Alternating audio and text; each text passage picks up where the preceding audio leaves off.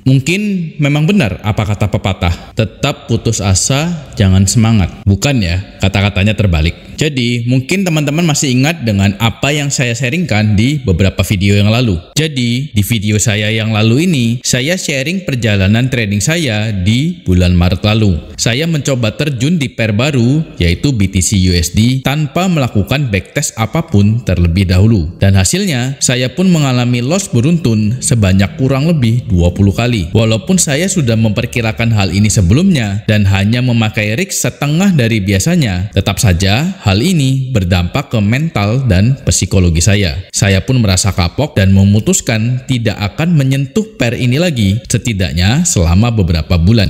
Dan ternyata rasa kapok saya itu tidak bertahan lama. Rasa penasaran sebagai seorang trader ingin menaklukkan sebuah pair itu begitu menyala-nyala. Oleh karena itulah, di awal bulan Mei ini, saya mulai terjun kembali di pair yang sedang naik daun ini. Dan entah karena keberuntungan atau faktor lainnya, performa saya selama menjalankannya itu sangat baik. Bahkan melebihi performa saya di pair lain di dalam watchlist saya. Jumlah trade-nya pun tidak banyak dan hasilnya mampu menutup semua loss saya di bulan Maret lalu. So, nggak pakai lama, langsung saja kita lakukan recap trade-trade yang sudah saya ambil di bulan ini. Let's to the go. Eits, sebelum lanjut, saya mau remind, program evaluasi sinyal provider masih terus berjalan. Bagi teman-teman yang ingin mendapatkan income rutin tiap bulannya, link video untuk langkah-langkahnya sudah saya taruh di description ya. Good luck. Oke, langsung saja kita bahas trade yang pertama. Ini adalah kondisi chart pada tanggal 16 lalu pukul 13 siang. Dapat dilihat di M1,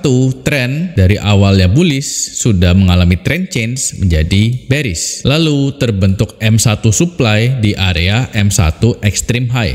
M1 supply ini merupakan supply yang high quality. Mengapa? Karena dari M1 supply ini menyebabkan strong imbalance dan masih unmitigated. Lalu M1 supply ini menyebabkan M1 trend change. Selain itu, supply ini terletak di area premium bahkan di area extreme high. Selain itu, M1 supply ini juga telah melakukan sweep sebelumnya. Dan sebagai bonus, terdapat banyak liquidity di sini. Jadi kita dapat memandang ini sebagai inducement yang menarik untuk di sweep. Karena faktor-faktor tadilah, maka saya berani untuk melakukan risk entry. Saya akan meletakkan sell limit saya di supply yang ini. Ikuti saja areanya sama persis 66593,8. Lalu untuk SL-nya di high yang ini dan tambahkan spread dan buffer kurang lebih di sekitar sini. Untuk targetnya, target saja ke equilibrium dan ditambah spread kurang lebih di 200 ini ya. Lalu kita gerakkan saja harganya. Nah, di sini harga cukup lama terpanggilnya ya.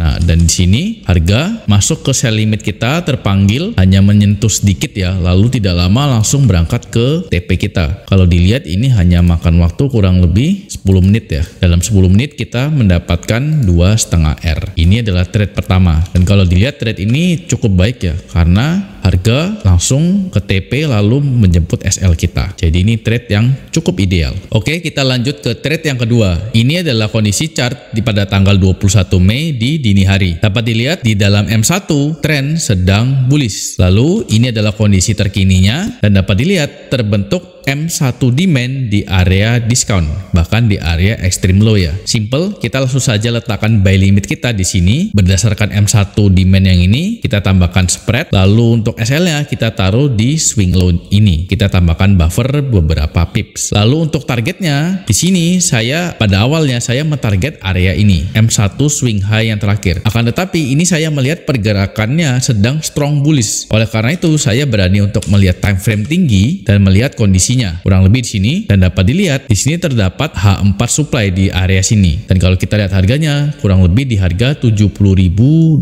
sekian. Oleh karena itu saya meletakkan TP saya di area tersebut. Jadi kalau dilihat target saya cukup jauh ya, 70.200. Dan di sini kita langsung gerakkan saja. Harga masuk ke area demand kita, buy limit kita terpanggil, lalu harga bergerak.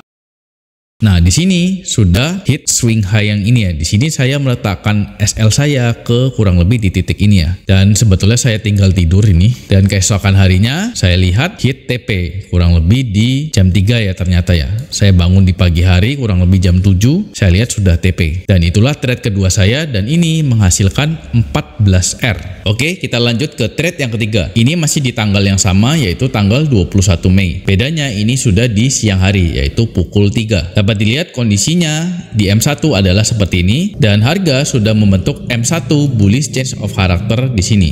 Sebetulnya kita dapat meletakkannya juga di sini ya. Akan tetapi untuk lebih pastinya, lebih cleannya kita letakkan saja di sini. Nah, setelah terjadi M1 bullish change of character, maka kita akan turun time frame ke second 5 untuk melihat demand yang terbentuk dan dapat dilihat areanya adalah seperti ini dan sudah termarking otomatis juga S5 demandnya adalah di sini. Oleh karena itu kita akan meletakkan buy limit kita di sini. Jadi demand ini ditambahkan dengan spreadnya, kurang lebih dapatnya di sini ya. Dan untuk SL-nya kita letakkan di bawah swing low yang ini. Dan untuk targetnya kita target saja yang dekat-dekat saja ya, kurang lebih di high yang ini. Ini juga dekat-dekat area equilibrium, jadi target yang masuk akal. Mengapa saya tidak berani target terlalu jauh lagi? Karena harga sudah bergerak cukup tinggi ya. Dan ini juga masih di siang hari, jadi harga biasanya tidak bergerak terlalu jauh. Oleh karena itu saya meletakkan target saya di sekitar sini. Oke? Kita majukan saja. Nah, di sini harga masuk ke buy limit kita dan sudah terpanggil dan hampir SL. Kemudian harga bereaksi. Sempat mondar-mandir di area buy limit kita. Lalu pada akhirnya running. Sempat hold dan pada akhirnya hit TP dan ini durasinya cukup panjang ya, kurang lebih 3 jam, jadi cukup lama menunggunya. Dan di trade ini saya mendapatkan 7,5R. Lanjut ke trade yang keempat. Ini adalah tanggal 22 Mei di pagi hari jam 9 dan dapat dilihat di M1 trend sudah melakukan trend change menjadi bullish. Kemudian dapat dilihat di area dekat trend change ini terbentuk M1 demand yang termarking. Oleh karena itu, saya langsung entry meletakkan buy limit saya di sini, lalu dengan target di M1 supply yang terbentuk di sini. Saya letakkan di sini. Lalu kita majukan saja harganya. Harga masuk ke area buy limit kita, bereaksi, kemudian kita lihat hampir SL dan pada akhirnya SL. Jadi di trade yang keempat ini saya mengalami SL. Nah, kalau kita lihat kembali area tempat tadi kita entry itu memang terletak di atas area equilibrium.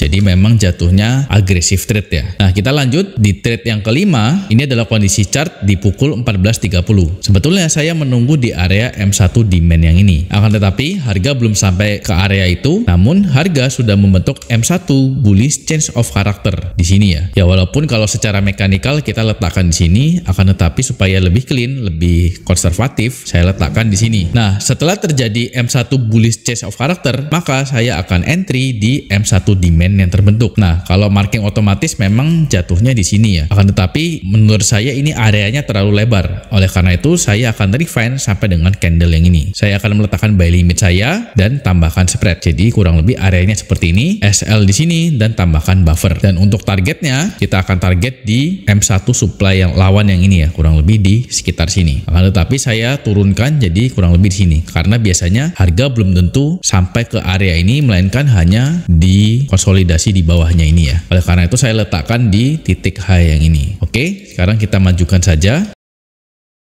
Harga masuk ke area buy limit kita, lalu running, dan pada akhirnya hit TP. Di sini saya mendapatkan 3R. Oke, lanjut. Trade ke-6 saya adalah pada tanggal 22 Mei pukul 10 malam, barusan ya. Nah, ini adalah trade saya. Saya meletakkan sell limit saya di M1 supply yang ini. Mengapa saya taruh di sini? Karena dapat dilihat M1 supply ini terletak di area premium area, lalu menyebabkan imbalance masih unmitigated dan juga menyebabkan M1 bearish change of character di sini. Jadi ini sudah memenuhi kriteria entry saya. Namun pada akhirnya hanya bereaksi sedikit dan SL. Saya mentarget kurang lebih di area equilibrium ini ya. Dan dengan demikian trade ke-6 saya berakhir SL. Oke, lanjut trade terakhir yaitu dapat dilihat harga sudah melakukan M1 break of structure ke atas. Oleh karena itu saya melihat terdapat M1 demand yang terbentuk. Akan tetapi kalau dilihat di sini M1 demandnya areanya kurang tanda petik cakep ya. Oleh karena karena itu saya akan turun time frame ke second 5 untuk melihat kondisi terkininya. Dan dapat dilihat areanya adalah seperti ini. Oleh karena itu saya akan entry di area ini, sesuaikan saja dengan yang di marking ini ya. Lalu tambahkan spread, jadi kurang lebih buy limit saya entry-nya di sini. Lalu untuk area SL-nya saya akan meletakkan di bawah low yang ini ya, dan tambahkan sedikit buffer di sini. Sebetulnya areanya memang cukup lebar ya. Di sini terdapat area konsolidasi. Oleh karena itu saya memotong saja di sini. Ini tidak ada mekanikalnya ya. Memang sebaiknya sampai sini, akan tetapi kalau letakkan di sini jadinya terlalu lebar. Jadi saya menjadi sedikit agresif dan saya letakkan di sini saja untuk memperbaiki RR saya. Dan saya letakkan buy limit saya, lalu saya target M1 swing high yang ini. Cukup simple, dan di sini RR-nya kurang lebih 3R. Kita majukan. Harga masuk, kemudian tidak lama TP. Dan ini trade terakhir saya dan saya mendapatkan 3R dari trade ini. Itu tadi trade recap saya di pair BTC USD pada bulan Mei sampai dengan sejauh ini. Jumlah trade-nya memang tidak terlalu banyak, akan tetapi risk reward ratio yang saya pakai itu cukup besar, sehingga hasil yang saya dapatkan pun cukup besar. Jadi hal positif apa yang dapat kita petik kali ini? Yang pertama, jangan menyerah, terus berusaha. Kita boleh rehat, akan tetapi jangan sampai kita berhenti sepenuhnya. Yang kedua, jam terbang itu tidak akan membohongi. Semakin banyak kita belajar di dalam market, maka percayalah kita akan semakin ahli dan semakin mengerti kondisi di dalam market. Oke teman-teman, itu saja untuk video kali ini. Kita bertemu lagi di video berikutnya. Oh iya, bagi teman-teman yang menanyakan mengenai SND indikator, harap bersabar ya. Indikatornya masih dalam tahap akhir, yaitu penyempurnaan dan penggabungan. Jadi ditunggu saja untuk kabar rilis resminya. Oke, see you. Terima kasih yang sebesar-besarnya kepada seluruh nasabah Forex CMF karena telah mempercayakan kami sebagai mitra pilihan sehingga mendapatkan penghargaan tertinggi 2 kali berturut-turut sebagai best broker dengan rating A+++ versi Bapepti.